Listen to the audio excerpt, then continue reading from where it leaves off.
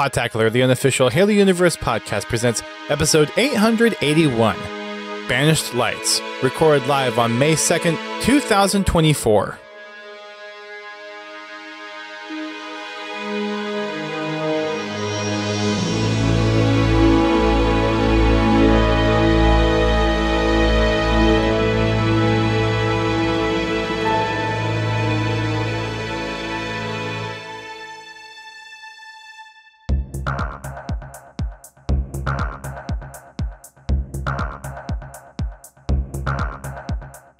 Hello everyone, welcome to Podtacular, the unofficial Halo Universe podcast. I am one of your co-hosts, Duststorm.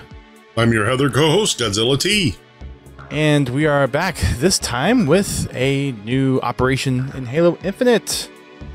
Keeps rolling on out. And we got some new stuff to talk about too. And they found a new way to screw us. Oh, I mean, to extract funds from us. They're certainly trying to do that. Yeah. The shop, we'll be talking about that a little bit. But as we normally do, let's take a quick look at our Podtacular community over the last week. GT, I was out sick, so I missed Fragging Friday last week. So, how'd it go? I was pretty sick too. Oh no.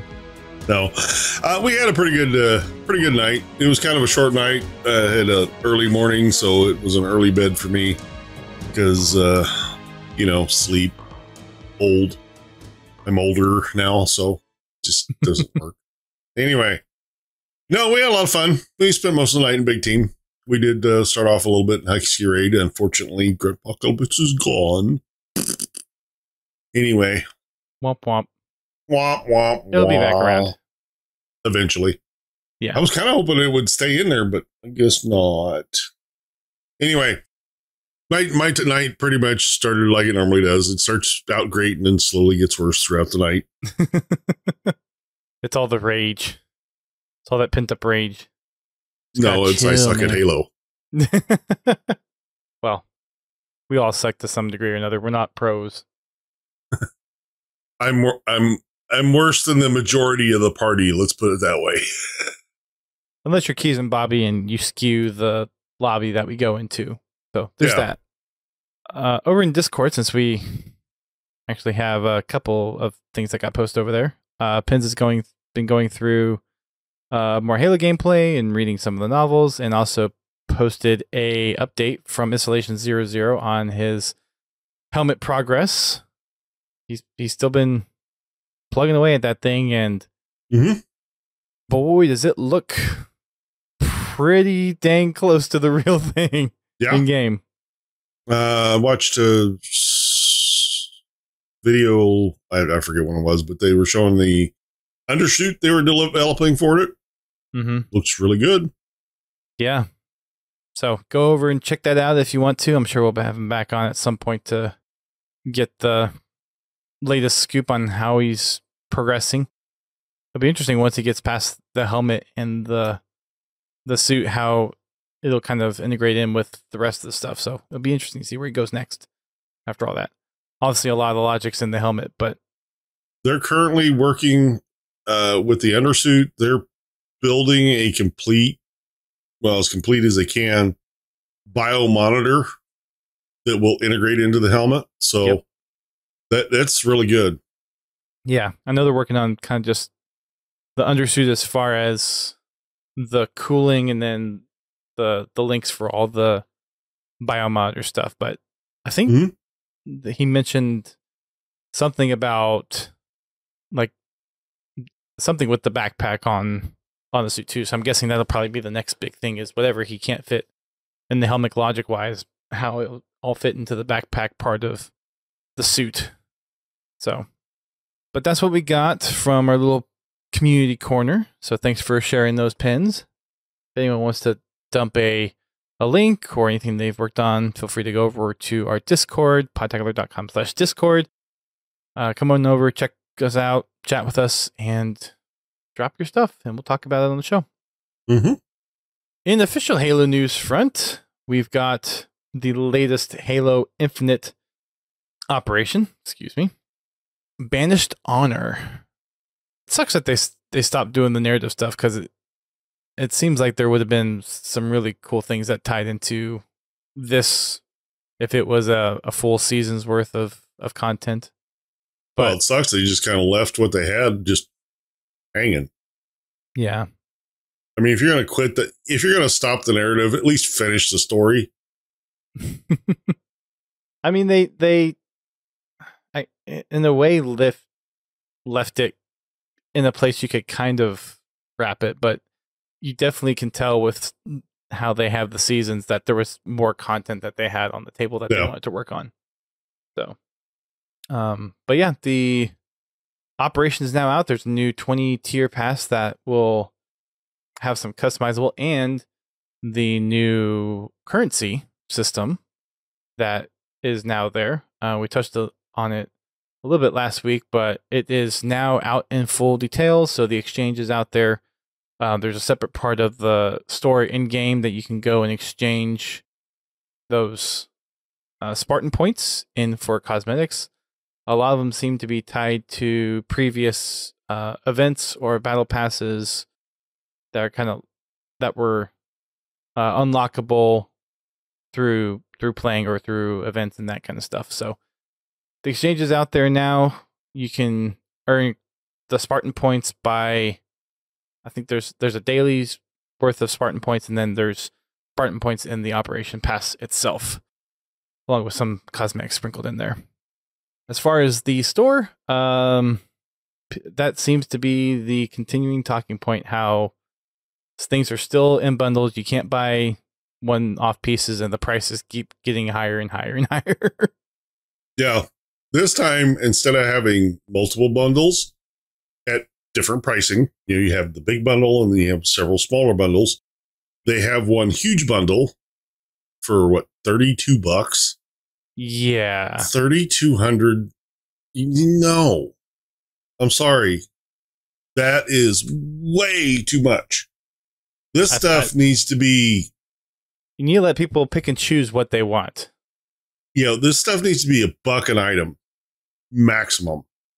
If you have a bundle, $5. This stuff is getting way out of control. It is. The only thing I can think of is if there are people actually going out and buying it, or if they've seen the numbers. Well, they've obviously seen, people are obviously buying it because they're still doing it. But I mean, I can see it two ways. Either people are buying it and now they're trying to put everything in one big package, so the people that will go out and buy it will get all the stuff, or they're playing on the FOMO the big piece. Package was there before, but it was cheaper, and then they offered smaller packages if there was only a few items out of the big package you wanted. Yeah, it's like someone was commenting earlier today that they would really like to get the bandit skin, which is a pretty cool looking skin. It ain't worth $32 when that's the only thing out of the entire package you want is the bandit skin. It's pretty bad. This is the store is definitely probably one of the black eyes of Halo Infinite. Unfortunately, I don't know who made that decision of how Infinite got monetized, because the way they did it in Halo 5 was perfect, honestly. Well, the only problem with the way they did it in Halo 5 was the fact that it was a loot box. Sure, but the loot box only pertained to one mode of the game. Exactly. And you could unlock everything if you didn't spend anything. Yes, you could. What I'm saying is that the loot box system, the only redeeming fact is the fact that you could do it in game and not actually have to spend any money. Oh, okay? And that was kind of the nice thing about it, is like, if you grinded, you got everything fact unlocked. That if you spent money to try to get a specific item, it was the luck of the draw if you were going to get that item. It's like the only, I did buy some of the packages, but they were packages that got me something specific. Like the Voices of War. The Voices of War, pack. The one that had the classic helmets in it. Yeah, but they were very specific to, this is what's in this package. So I didn't have a problem spending money on those. I did have a real problem spending money on just random loot package. and praying I get what I want. That's just not the way that I did that.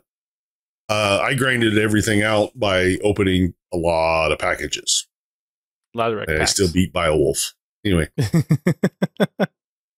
just the randomness of the loot packs, that's the downside to that particular system. I would not have a problem with the store in Halo Infinite, if the prices were reasonable, and I could pick and choose what I want.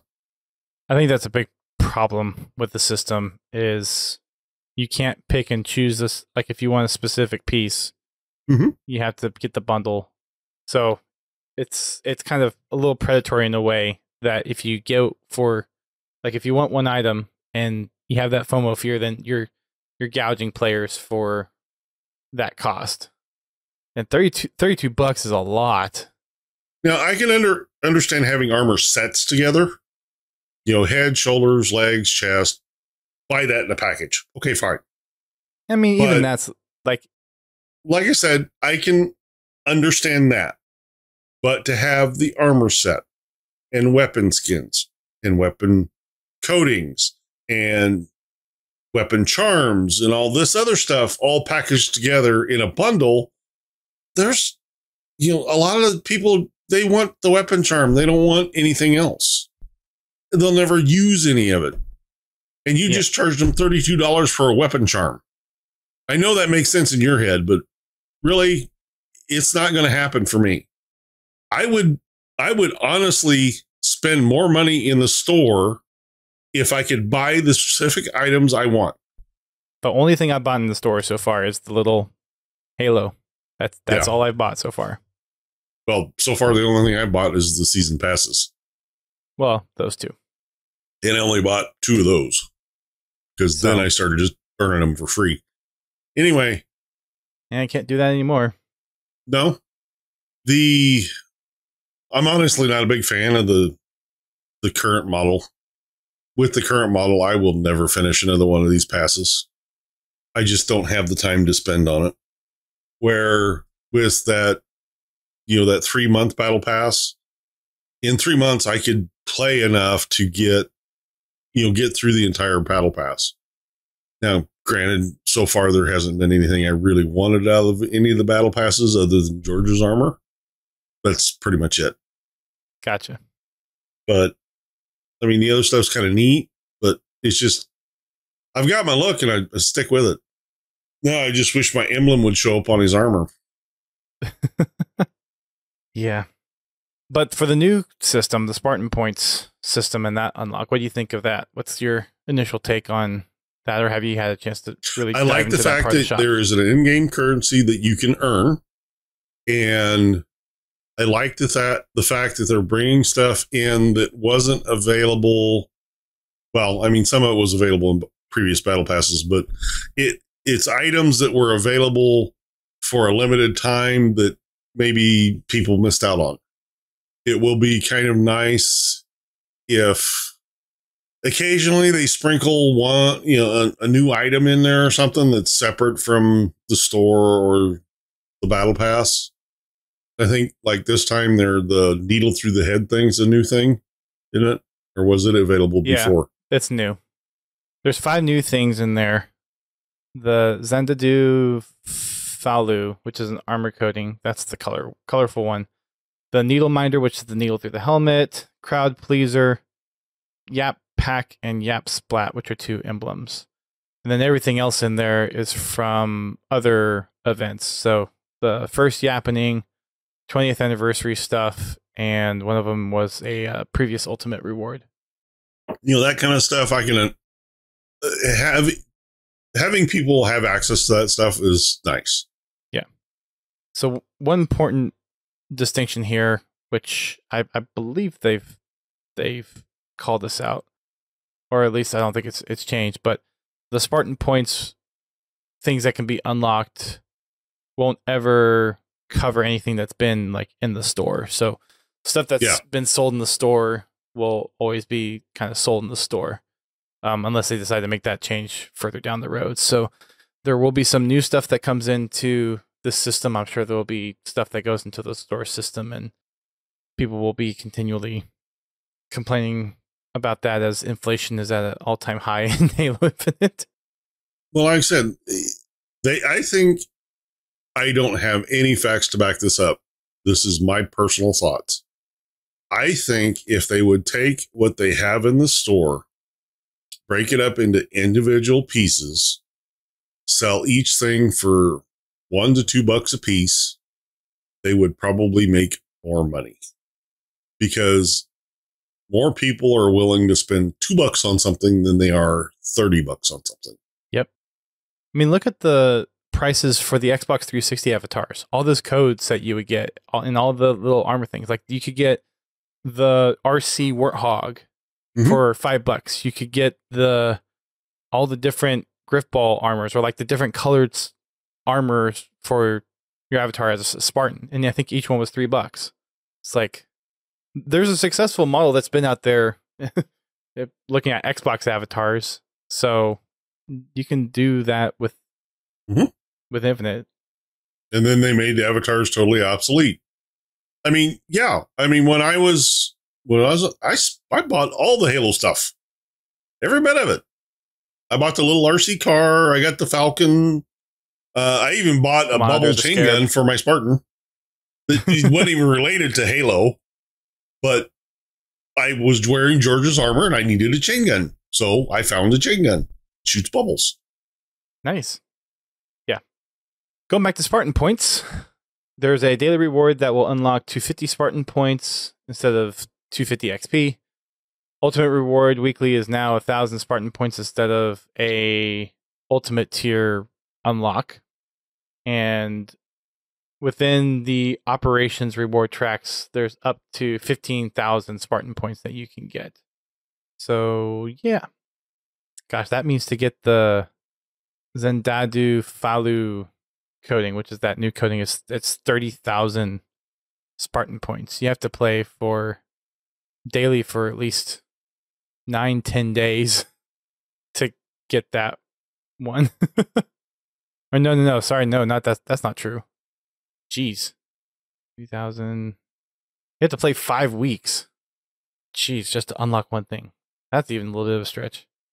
Well, you pick and choose. To unlock it within the operational period, you probably have to complete the entire operation.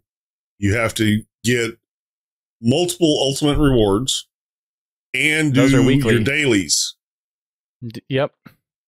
So it's a lot of playing, which that's fine. I mean, if you don't like playing the game, you're not worried about cosmetics anyway. True. Or not as worried. Yeah. Yeah. So that's the exchange. At least it's a new way to unlock, and it's free, other than spending your time to unlock the Spartan Points. So there's something. New Forge palettes are coming. So we saw the Forge Flood palette and Alien World type stuff in the stream, I want to say 2-3 months ago with the Forge Lord and whatnot. I still haven't watched the community live stream they did a couple of weeks ago, or was it last week? One of those. But they probably went over it then. Lots of flood experiences I'm sure are going to be coming. I can't remember. Did they have a flood AI? I don't think they did. I think they just have. No, I don't think they have flood AI yet. But still, doing infection in the flood themed map would be pretty interesting. So there's that coming to Forge. I think a lot of forgers have already started kind of messing around with that palette. There's some new scripting stuff that's going into that as well. If anything, Forge is just incredible. That keeps going and going and going. Actually played with Real Life Spartan and Unique. They were doing some kind of little event thing, and there was room, so I actually joined. Was it last night? Yeah, last night. Going through a lot of different maps that he was making, some remakes that he's been working on, and a couple of other experiences that he's made as well.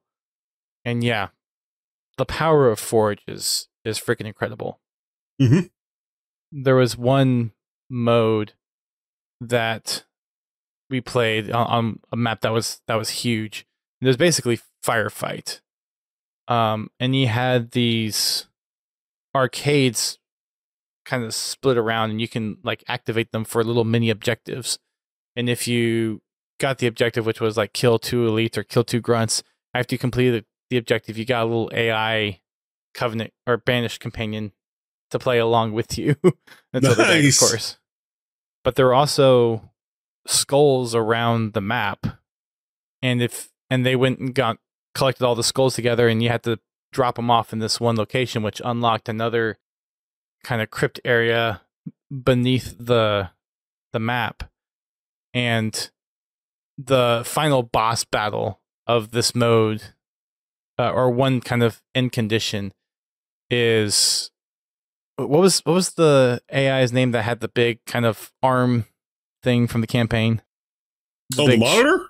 Yeah. Oh, damn it.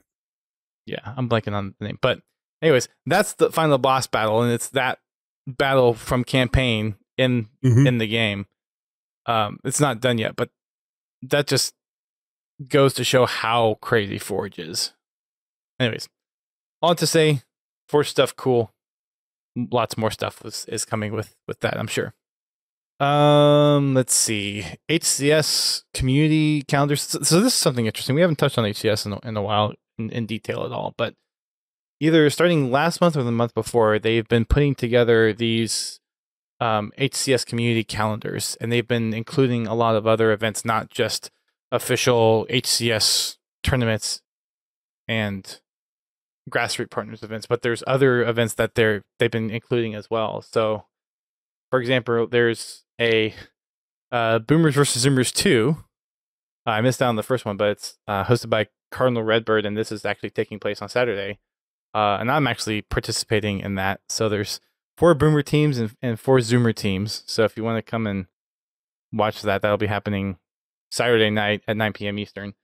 But it's cool to see that they're actually covering some other community events that's not just grassroots and not just HCS stuff.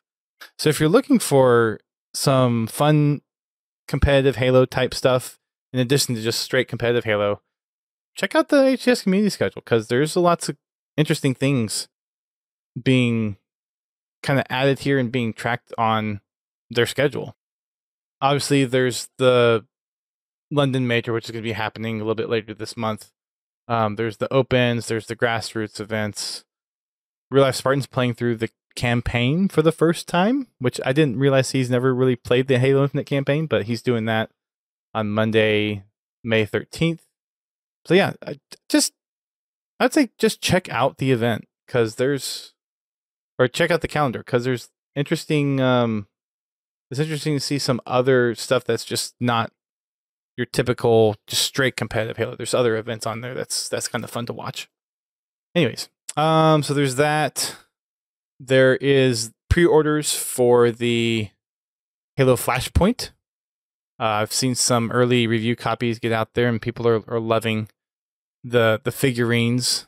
I haven't watched any of the videos too much yet to see how the actual rules and how the game actually plays, but a lot of folks are just kind of unboxing and showing how cool the actual pieces are. So that's cool to see. I think Pins, I don't know if he's in here, but I believe he pre-ordered his. So it'll be interesting to get his take on it when he gets his copy. Maybe we'll just have to get him on here and have him show it off. There you go. And then there's Jazzware's figures that have been, I think, brought back out of the vault, that they've been kind of re-releasing some stuff as well. So that's interesting from a collector standpoint. Jazzware is kind of one of the other more well-known figurines from kind of the Halo line. So there you go. Yeah, so I think that's it pretty much for this latest update to Halo Infinite. There were a couple of quality of life changes in settings. One of them pertains directly to HCS. They now have the ability to actually set a preset score at the start of a match. So if they're in competition, the game crashes, They can go in, set the score to whatever it was, and just pick up from that point and continue to the end of the game. Also, for people that use mouse and keyboard, there is now a toggle in there to where you can turn off the aim assist. The aim assist. Some people don't like the aim assist. I would like to do that for controller just to see the difference. Because in CE, they actually have a skull that turns off the aim assist. I thought there was an option in Infinite to turn off aim assist for controller.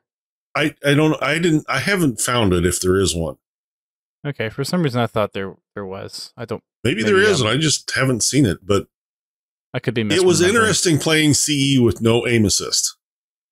Well, it really wasn't no aim assist. It still had a little bit, but just turned down. Drastically reduced aim assist, I should say. And it was kind of fun. Because there's sometimes aim assist just gets really annoying. Yeah. Especially when you're shooting someone and someone on a mongoose drives by. Yeah. You get the jerk and it's like, that's not where I was aiming. Yeah. One other notable quality of life improvement is the plasma pistol now has the EMP back. Yeah, I'm not so sure. Don't get me wrong. That's fine if we didn't have the shock weapons too. So now they're going to have to, they really need to go through and retune the maps on spawns of the shock nades, shock rifle, the disruptor, and the plasma pistol. Yeah, I don't know where that came from because people have been complaining about it ever since the launch of Infinite. Well, I mean, people called it out of not being there. Oh, they've been complaining about it. Okay. I knew it was complained about at the beginning. I thought that argument had kind of died down a bit once people kind of got used to the shock weapons. No, they were still complaining about it.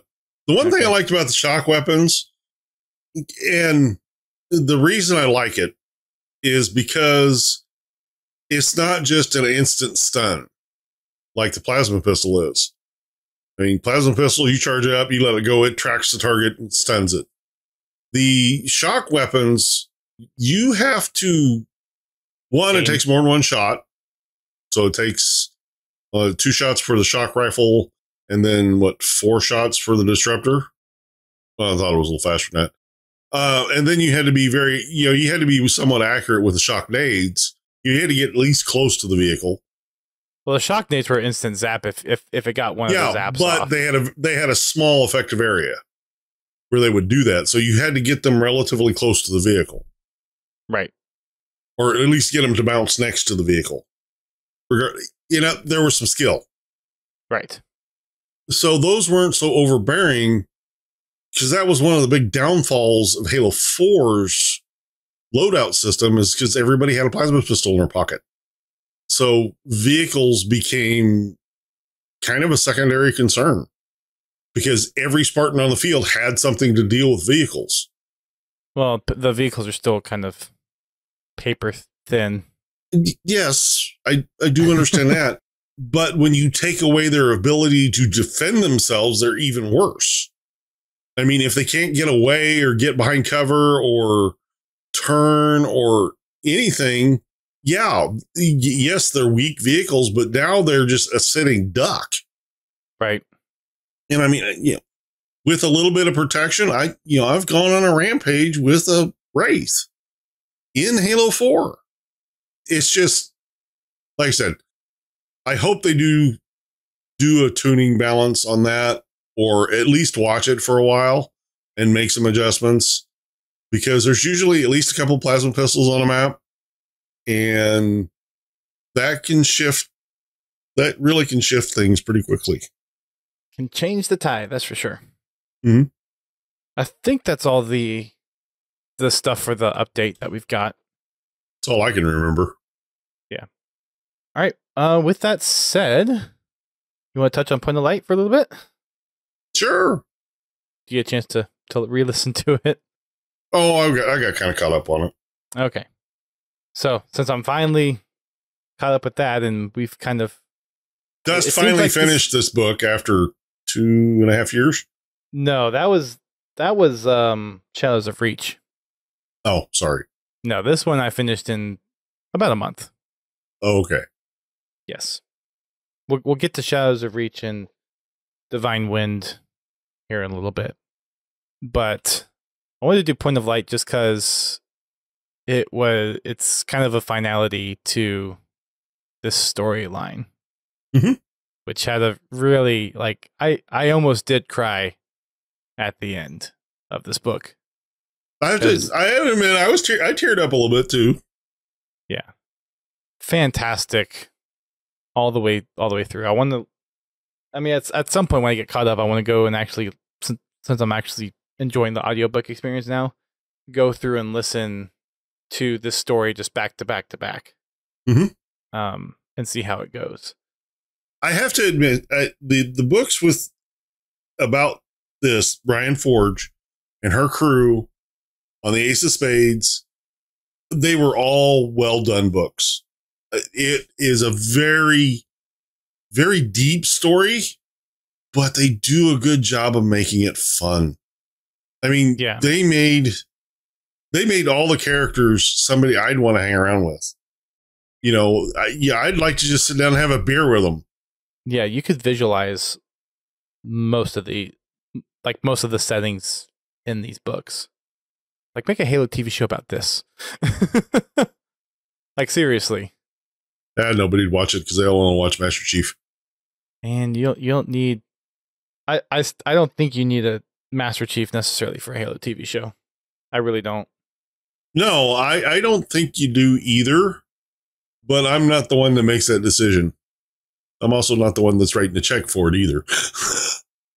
Which right. I'm definitely glad I'm not writing that check. Anyway. Yeah. But this makes a really good conclusion to 343 Guilty Sparks story. Yeah. And I mean from Halo CE to Point of Light. Not even Halo CE. Well, actually, it'd be the Forerunner trilogy. Yeah. Back when he was Chakas. Yeah. I mean, this 3-book series covers 343 Guilty Sparks' entire life. It touches on parts of it throughout everywhere we've met him. And, you know, if you've read the extended lore, you know. But, I mean, this, you know, up until I read the Forerunner trilogy, I had no idea what Guilty Spark was.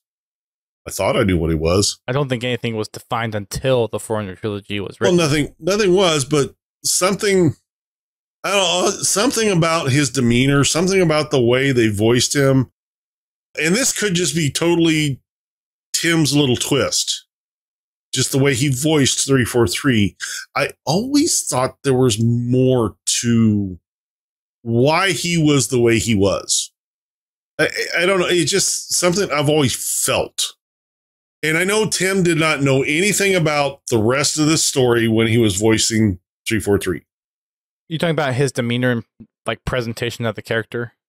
Yeah, in the games, just the way the lines were delivered, the attitude of Guilty Spark, it just always seemed like there was something in there that was more. And it could just be the way he read the character. Because I know he had no idea about any of the rest of the stuff because it hadn't even been thought of yet. You know, this entire backstory for Guilty Spark, this is totally, you know, started with Greg Bear, bless his soul.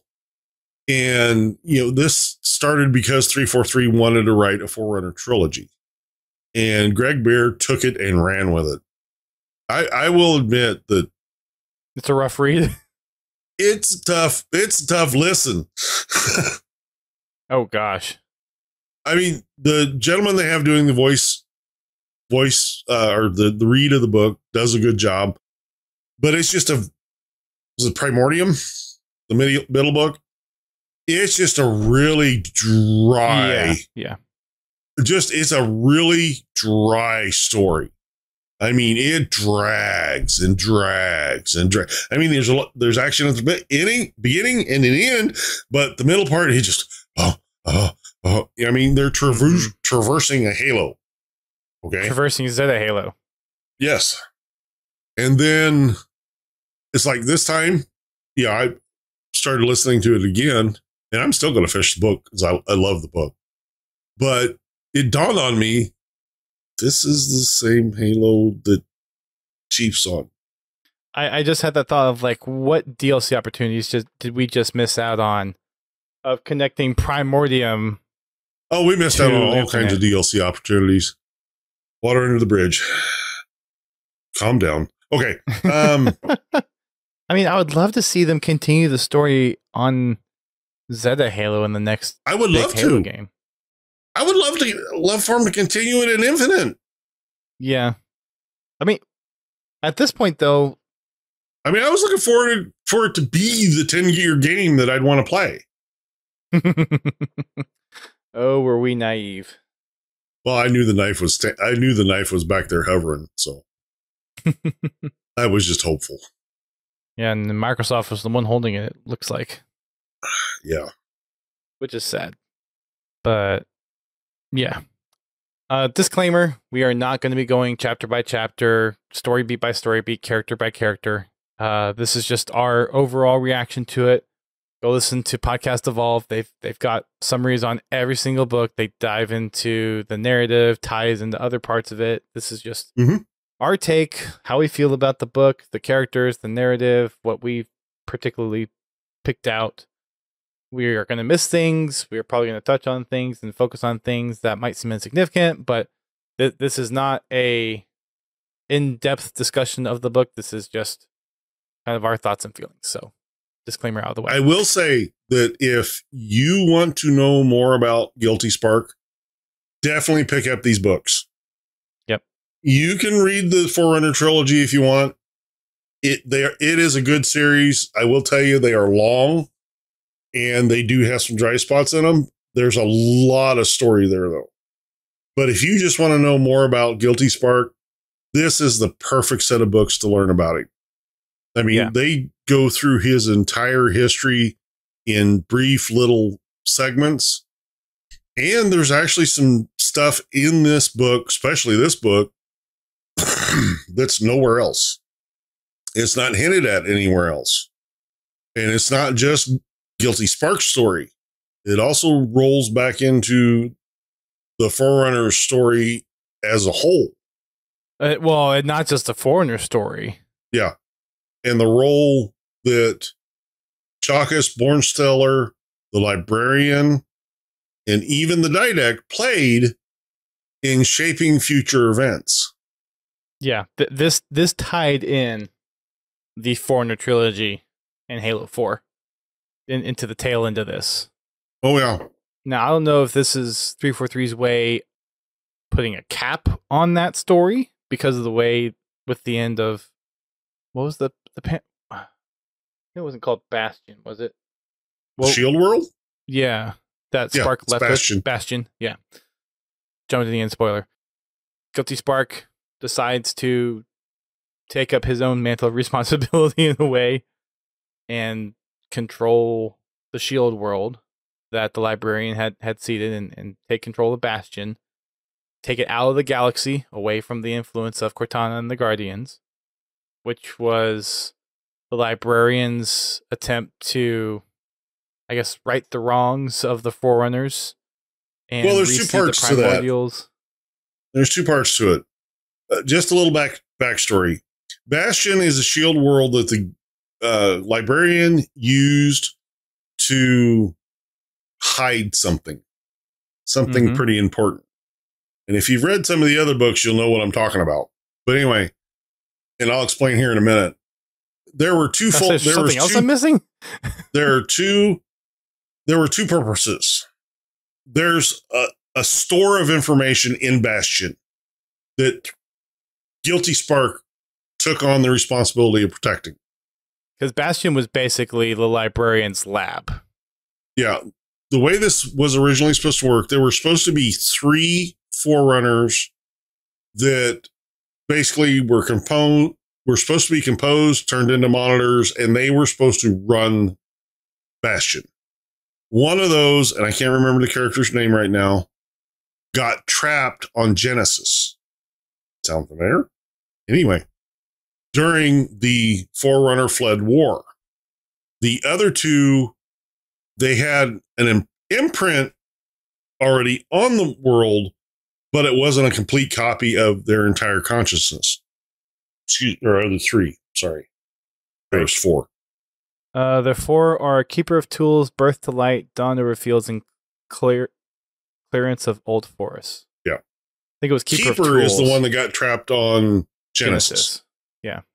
So, anyway, once Ryan and Spark go through the steps and find all the little clues that the librarian has left, they go to Bastion, where they are greeted by the three monitors, but the three monitors actually project themselves as Forerunners, holograms, lifelike holograms. Anyway, and that's how Ryan and Spark are greeted after getting sucked into the planet. Landing beams. Anyway. Forerunner Shield World's kind of a thing. Yeah, kind of a thing. Anyway, but during this time, that's when the Guardians are awakened, and Keeper of Tools escapes Genesis to come to Bastion. That's the reason Bastion has to leave its current location, because inevitably Cortana tracked where this consciousness went. Or that's what they were afraid of. Yeah, that's what they were afraid of. But he had a separate mission. They had built another ship resembling Audacity, the librarian ship. The librarian ship. Yeah, brain fart. Anyway, well, in that ship carried literally the seed or seeds of the precursors as a race. Keeper's mission was to plant these seeds on a planet free, where these seeds are free of any flood contamination. They're free of any genetic memory. Okay, so they will have no memory of what the Forerunners have done to their race. They'll have no knowledge of the flood, so that they can start again. This is talk about playing the long game. We're talking billions of years, right, for this race to come back. And that's Keeper's job, is to look over them and make sure that they take root and that the society grows. Well, all the information about the precursors is stored in the Shield world, along with a lot of other stuff that a lot of the research that the librarian has did over her lifetime is stored there as well. And she has deemed it dangerous to let other people have that information. So now Spark's job is to protect that Shield world, and he literally moves it from the galaxy, from our universe into a new universe, to protect it. And then that will be his job till the end of time. But the reason Spark was chosen was because he is a composed human. He's a composed person. The librarian originally designed the system to be controlled by people, whether they be Forerunner or not, to have the freedom to make the choices to avoid the problem of the logic plague from the flood. Because the logic plague doesn't work as well on a living organism as it does on a computer or an AI. Right. I'm not saying it doesn't work, because the Didact Didac got infected with the logic plague, just kind of a different way of doing it. But anyway, but that's the end of the game. I mean, that's the end of the storyline. It's really sad because now we're at the end of the story and Ryan is basically by herself. Everybody's gone to do their own thing. And it's really sad. Yeah. After all the adventures and running around the galaxy and trying to avoid Oni. He has a little bit. Yes, she has a little bit. But when Spark basically divulged that everyone else has plans to do stuff, it's like, well, that's the retirement for the Ace of Spades. Yeah. And I think the way they worked up to it, Ryan was ready to just retire. She had accomplished what she wanted to do in the first place, which was find out what happened to her father. Just happened to be that she was also implanted with a geisha of her own from the librarian. Well, I think that was given to her when they actually found, in an earlier book, the key on Earth. Right. At the end of Renegades? Yeah. Yeah. I think that's when that happened. Because while Spark was in the column of light conversing with the librarian, shortly thereafter, Ryan started having dreams about the librarian. And in one point in the book, there is a sequence where Ryan is being shunted through slip space via a portal, and the librarian comes to her during transit, and you get this story about why things are the way they are.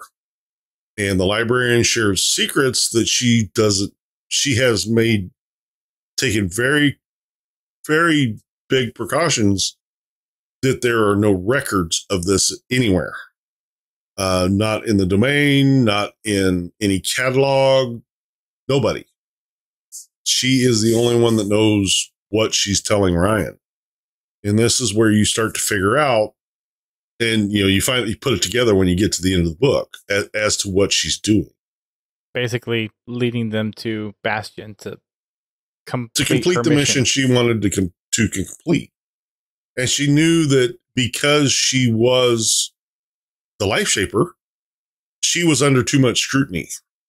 She was too visible to complete the mission. So she had to find a way to do it with people that wouldn't be noticed. Yeah. I forget how the start of the book happens, other than the fact that she was visiting her mom and got the Oni tag on the mongoose. Well, the way the book opens up is she's going to Sonata, where her mother lives, which is an agricultural planet, which, I mean, last time she saw her mom was the one that, had the black thumb. She was, pretty dresses, makeup, hair done right, out to the best restaurants and stores. And, she was that kind of person. To find her on Sonata being a farmer was quite the shock, which I can see that. But she went there to tell her mother what had happened to her father. And found out she had a brother. And she did find out she had a brother. The animosity between the two of them was very evident. And to be fair to Ryan's mother, I can understand why she was so jaded when it came to learning about his fate. He had left her so many times to go on missions, serving the UNSC, that she basically gave up hope of ever having him to herself. So having at that point, it's like he died in her mind. I mean, she's never going to be able to spend time with him the way she wants to, because there's always going to be another mission. There's always going to, there's always going to be something calling him away. But then on Ryan's side of it, it's like you need to know why he died, why he did this, what his sacrifice did for humanity. And it was a pretty intense conversation. But yeah, then, you know, in the middle of that, her son walks in, Ryan's half brother. And I tell you what, the way they played that was perfect. Yeah. I mean, and Tim did a perfect job on this. I mean, it was absolutely perfect. He did a really good job. Yeah. I tell you what, he is talented even beyond what he's done for the character of Guilty Spark. The man, I would listen to a lot more books that if he's the one doing the reading. He's got a good voice for it. Yeah, I mean, he does, and he's consistent. I mean, yeah, there's a lot of people out there that read audiobooks and they do change their voice for different characters. But it, you know, a lot of them, the voices are always just a little bit different. You know, it's like, is that real? Okay, that is that character. Tim, he nails it every time. And I don't know if he just takes multiple takes to do it, or if it's just he's that talented. And I venture it's the second one. I venture it's more the second one than the first one. I'm sure there's multiple retakes of stuff, but I don't think it's because he got the voice wrong. No. Let's see. We've also got Nico and Lessa. Nico being a very different character, being blackmailed from a previous group that he was affiliated with this, and then Lessa wanting to go off to school. Mm-hmm. Ram wanting to also kind of settle in. Yeah, after getting the key and jumping around to different places. Interesting seeing how determined Spark was to get to the end. And did they go to Zeta Halo for the first? Yeah, that's the first place they went. Yeah, that was the first place they went to. And then they portaled out to, or Ryan was sucked through a portal to the next place, which was New Carthage. Well, no, it was 2 places away because the key took them. Well, the key led to New Carthage, and then she was, yeah, that's right. She was at the 3rd hop. Yeah. And then after that hop was one more final one. I think that at least the journey to get there was interesting, but you get lost so much in the end and how it ties into the Forerunner trilogy, the Librarian, the Precursors. Like, I definitely know I listened to the book, but it's like all of it seemed like a blur after so much was focused at what happened at the end there on Bastion. It definitely took me a couple of times through to get most of what was going on. Mm-hmm. And it's like, even this time, I'm still, things are still clicky in my head. Like the fact that, yes, this is Zeta Halo. This is where in universe we are currently at with Halo Infinite. And all the lost potential there. Yeah. This particular book accentuates how much of a handful it can be to manage the Halo timeline and to be able to recognize everything that they reference in the Halo timeline. You definitely have to be kind of a lore nut to follow most of it. And I'm sure there's some stuff in there that I missed because it's on some piece of, or, in a comic book or somewhere where I haven't actually got that knowledge. I'd like to read the comic books. I just haven't got the motivation to go buy them. Because I'd actually like just to buy the hardbacks and just buy the whole series at once and just read through the whole thing instead of doing the individual comics. I forgot how much I hated individual comics. Yeah, anyway. I waited until the big packages came out. Yeah. But yeah, I mean, there are so many little references to different parts of the Halo universe. And then there's the things like fractures that have all the little stories in it that to go and catch up on those too. Which some of the stuff in this book references some of the stories in those books. There's lots of tie-ins, which is kind of one of the cool things about the Halo franchise in the universe, at least. But yeah, I don't think there's anything else that really stands out. It's going to probably take me a couple of more listens to realize some of the other bits and pieces. But the ending with Bastion and Spark deciding to split with the group, and basically the entire group is dismantled at this point, is like this is the final of this band of misfits. That's hard to. That's a tough pill to swallow after all that was done.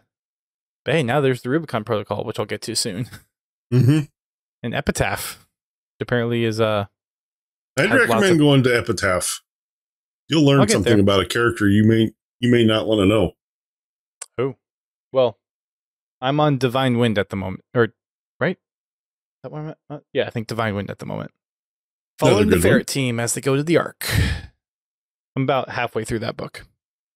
But we've also got Shadows of Reach to talk about too. So we'll get to that one soonish. Anything else you want to mention about Point of Light? I love Little Bit. Spark worked on bringing him back. He's still a little quirky, but... Well, I'm pretty sure Spark intentionally put some of those quirks in there. Just to annoy Ryan. Yeah. She's got a handful there with Little Bit. And the way Little Bit kind of at the end there makes her pass out. Yep. Ordering some DoorDash to the ship to make her rest. With some spiked tea. Mm-hmm. Yeah. It doesn't say this specifically in the book, but I'm wondering if Spark kind of imprinted himself a little bit into Little Bit. I don't know. Like, they talk about rebuilding his matrix and kind of fixing some of the corruption and whatnot, and it makes it sound like Little Bit's not fully back and everything, but I can't help but think, like, if Spark had the feeling that he was going to be leaving at some point, of leaving some kind of influence behind. Well, yeah, Spark throughout the entire book, you can kind of get the idea that he's thinking about leaving, or at least it's a concern. With Little Bit, he's actually a fully functioning AI. He is actually better than an AI that the UNSC can currently create. He doesn't have a lifespan. Mm-hmm.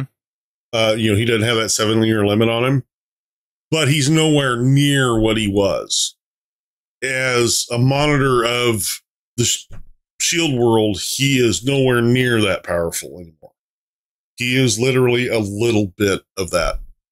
So basically what Spark did is he rebuilt Little Bit into a functioning ship AI. And there were some things in his code that either Spark couldn't fix or chose not to fix to give him the personality that he has. But like I said, I love Little Bit. He's fun. He's going to watch out for Ryan, that's for sure. And the nice thing is where they left this book, it is possible to get another story from the Ace of Spades. It's possible. Like I said, it is possible that the Ace of Spades could be part of another story or inspire another story, which would not hurt my feelings at all. I would love to see Ryan, Nico, Lessa, and Rom get back together for another adventure. But I think right now they've earned their rest. Mm-hmm. For sure. I mean, they did put a nice end to the story where they did leave it open, but not in the way that you expect another book out of it. But they left the story in a place where if they choose to continue it, they can. Unlike some of the other stories in Halo series. Right. Well, that puts a wrap on this story as we know it. And Kelly Gay goes into another corner of the Halo universe to continuing that part of. I mean, it's pretty much Kelly Gay and Tori Denning at this point that are writing books. Yeah. With the occasional splash of other authors every now and then. Well, I'll tell you what, they're both doing a bang up job. They are. They really are. At some point, I would like to have them on the podcast. Figure it might be worth catching up with their books before asking them, you know. You might, yeah. Yeah. Oh, what was your favorite book to write? Oh, it was Epitaph. Well, I haven't read that one. So, we'd like to get there before entertaining the idea of having them as guests on the show. Anyways. Yeah, that might be a little bit of a one-sided conversation. It was just me talking to them, and you're just sitting there. You know what? I'd be more than happy to let you take the lead on some of these. I'm good being a co-host. Well, thank you all for listening, for downloading. However you are listening, consuming the podcast, we appreciate it. Just a heads up, there's going to be a possible couple of quirks with the podcast feed. I just got an email from our podcast host saying that the hosting service that I have is no longer going to be unlimited storage. So right now it's just throwing the MP3 up on the hosting, linking it into the podcast feed and pulling it in. So that goes away in July. So nice. I'm going to be working over the next few months to make sure the feed is all encompassing of all the podcast episodes, and then move that on over to Anchor, which is now Spotify for podcasts, and pull that in and hopefully get that working so I can remove the episodes off the hosting so I don't have to pay more for hosting. I really need to revamp the website too. There's just so many things that needs to happen. Yeah. We're working with the theme that was made for Halo Reach. I want to move it till, like maybe Halo 4. just need a new theme. Yeah. I mean, I'm not knocking it. It's a good theme. I like it. Any website designers a little dated. Yeah, but it doesn't work with the modern WordPress stuff. Like, it doesn't integrate cleanly in and everything. Either I need to spend a couple months diving into customizing WordPress themes, or get someone that knows WordPress well enough. A few folks that have offered to do it have offered to do it as a side project, and it's just never come to anything because they offer to do it as a side project and they get busy, and it's like, well, I'm not going to expect you to do anything if you're only offering it for free. So yeah, I'm not going to pester you if you're going to do it for free. Right. So at some point I might just like take one of the default WordPress themes and see how I can customize it with a Halo paint job for the podcast and whatnot. So we'll see.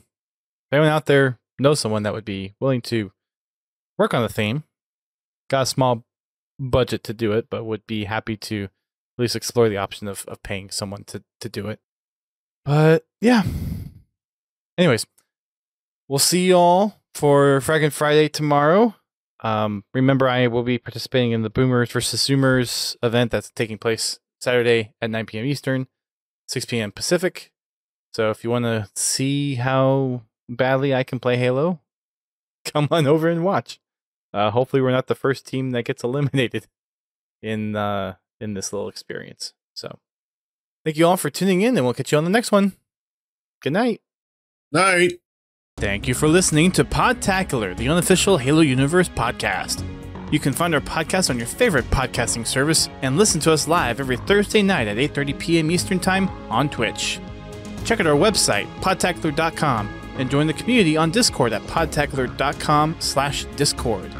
If you want to play Halo with us, come join us for Fraggin' Fridays at 8:30 p.m. Eastern Time. You can find us on Twitter, Facebook, Instagram, and YouTube. Become a supporter of the show by sharing the show with your friends and family, or help keep the lights on by subscribing to us on Twitch, donating via PayPal, or becoming a patron alongside Confowl, Pins Halo, and Prestige Ace. Until next time, keep on fragging trucks.